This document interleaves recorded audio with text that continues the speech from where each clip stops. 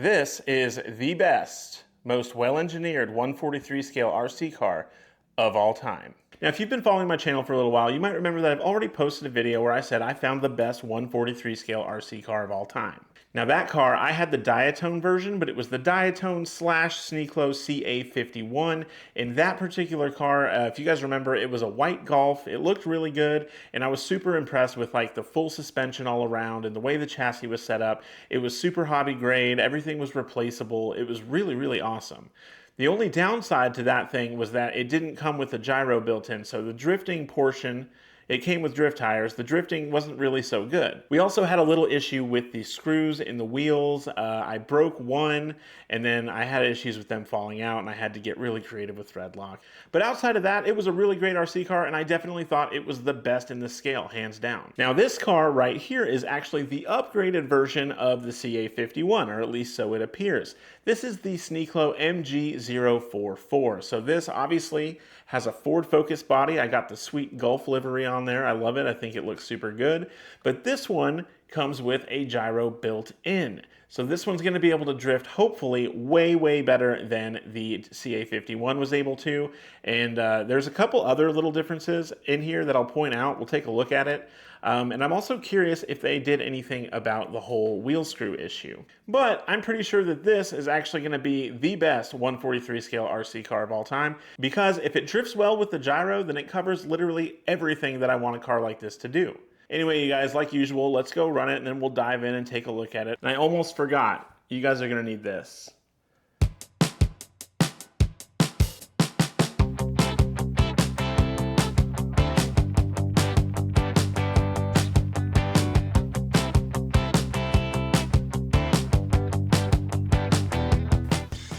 Alright, so just like the CA51, the MG044 handles low pile carpet like this very, very well. It's a little bumpy, this carpet nowadays. My wife's been parking on it and it's kind of a little rippled up in the corner there from getting sort of shoved around, but the MG044 handles it perfectly fine. As far as drifting on carpet goes, very similar story. It drifts well on the carpet, honestly. It's a lot of fun to get around here with. You can feel a little bit of drag from the carpet. I'm imagining that the chassis probably touches it to some degree or another, but overall, drifting on the carpet is fun and it works out totally fine. If only I was a little better at drifting. Now on the inside here, on this hard floor, this is where the MG044 drifts really well. I'm actually really happy that I decided to bring it in here. I almost didn't, just because of like hairs and stuff on the ground, because I have dogs, so what do you expect? But either way, it's a whole lot of fun on a hard floor like this, and it's surprising just how much control that you have and just how well it slides. Like it turns in so far, it's almost facing the cone as it goes around it. A whole lot of fun drifting it on the inside here. I probably ran through like 2 whole packs just doing this. Now, indoor drifting FPV, it was a whole different ball game. Sorry if you guys can see anything under my couch or anything like that. I did try to clean up a little for you, but some things may have gotten missed. Anyway, FPV indoor drifting is definitely a whole lot of fun and definitely something I want to explore more for sure. All right, so let's dig into this guy and see what we got going on. Similar to the CA51, the body comes off. It's like magnetics on the back and a little clip in the front. You just pull it out and slide it back to get it out. On this one, we have a little wire that's holding. This is how you connect your camera and lights and everything. It connects to that part of the board, but it comes right out. All right, and here's your chassis. Very, very similar to the CA51 from a visual standpoint for sure. The only difference is that I really noticed this little plug here is different. These vents down here are different. And the chassis itself is actually different. And I figured that out by looking on Sniclo's website at the upgrades. They have 2 different chassis, and one's for this, one is for the CA51. I think there is possibly a different gearbox too. I'll double check on that, but definitely the chassis is different. One thing that I thought was really cool is this actually comes with metal wheels. Like these are metal. I scratched the back of one with a screwdriver just to see. And yep, those are metal wheels there, which is just overkill, honestly, for something like this, but something I appreciate. And so the wheels are held in with Phillips head screws, and you can see your little hub in there. And then on the wheel itself, you can see that the bearing actually stuck to the wheel, but yeah.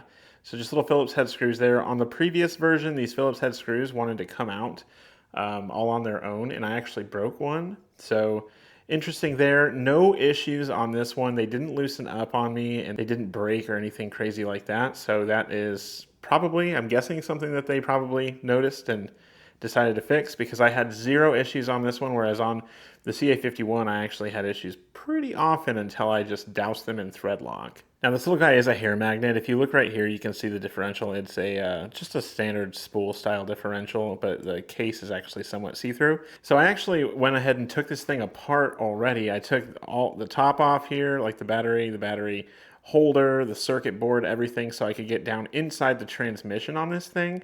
I was trying to figure out what was making that squeaking sound. I basically lubed everything up and the squeaking sound went away, so I guess I found it, but I don't know exactly what it was. Anyway, yeah, we got a bunch of hairs back here. One thing about this, if you have animals, it is a hair collector, so you'll have to deal with that. Small RC car problems, am I right?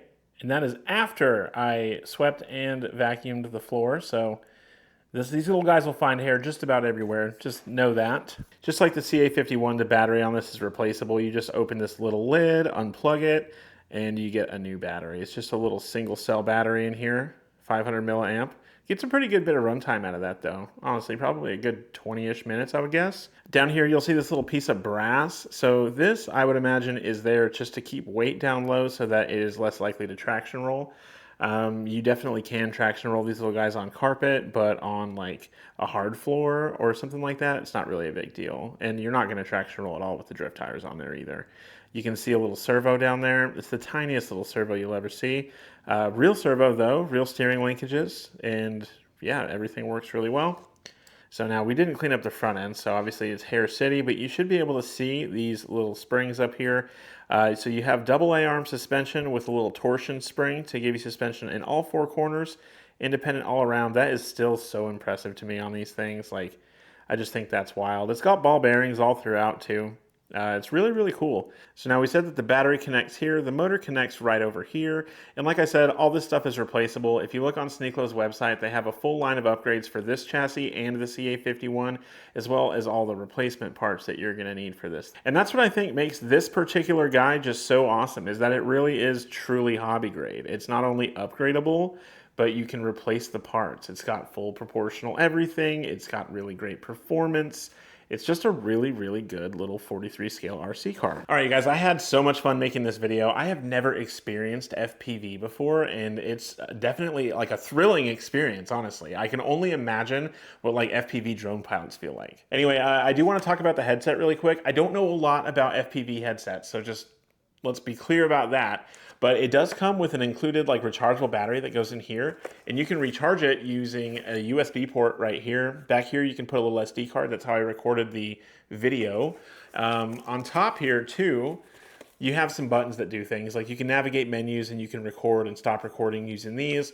This is the power button, and yeah, it fits nicely on my head. I would consider my head to be like an average male head, so it fits nicely on my head. It doesn't fit over glasses, but if I take my glasses off, honestly, it looks fine in here. So maybe it's just my vision. Maybe I'm lucky in that way, but I can see fine with this on without my glasses on. Didn't have to put my contacts in. All right, back to the car real quick. The Sniclo MG044 is the best 143 scale RC car you can buy. It just is. It's got the best engineering going on. It's got the best performance. It drifts the best. It is the best. But it does have a couple of issues. One issue being that you're gonna pay for the best. For the car, the headset, and the controller, that's the most expensive configuration you're going to be able to get. You're going to be over $2,000, which is kind of a lot for such a small scale RC car. Now you can just buy the car, and you can just buy the car and the radio if you want, but yeah, it's definitely not a cheap little RC car, but with all the engineering and all the stuff that's going on here, obviously it's going to cost more than something like a GYRO or something like that. Now, with all the hobby grade sort of activity going on here and the upgrades available and the FPV capabilities and stuff like that, to me, it's worth the extra cost because it's just a very enjoyable little car, but it's going to be for a certain person. It's not a cheap throwaway thing. It's definitely like, an investment if you're going to get one of these. Another issue, there's a little bit of drag in the transmission out of the box. Honestly, you drive it and it kind of goes away. But I did notice it does get a little warm. Never had a shutdown or any issue like that, but it does get a little warm. And that's just part of it, I guess. It's four-wheel drive, small gears. You know, you're just going to have drag and you're going to have a little bit of heat, especially with the FPV camera on top. That gets pretty warm too. So all that power going through there definitely generates a little heat. But none of these issues stopped me from having fun or, you know, caused a problem before I ran it out of batteries. So I can't really knock it too much for that. It's just stuff that I noticed. But yeah, you guys, the MG044, this is an amazing 143 scale RC car. The CA51, it's a close second, but the gyro really sets this guy apart. Let me know what you think about the MG044 down in the comments below. And if you like this video, give me a like. If you like this type of content, you should subscribe because I'm making videos like this every week. It's always a good time around here. And with that being said, I'll see you guys in the next video. Peace.